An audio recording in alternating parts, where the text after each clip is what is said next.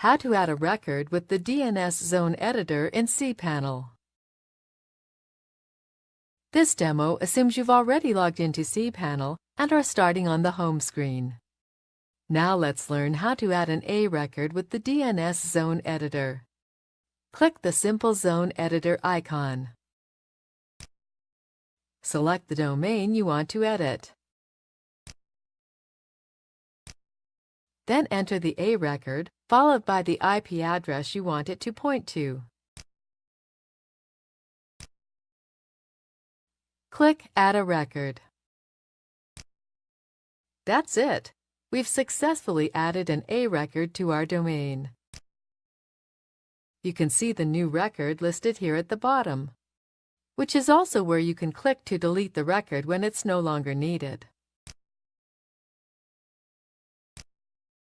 This is the end of the tutorial. You now know how to add and remove records with the DNS Zone Editor. Thank you for watching. If you need more help, please contact Flaminqo Help Center. Our agents will be more than happy to help.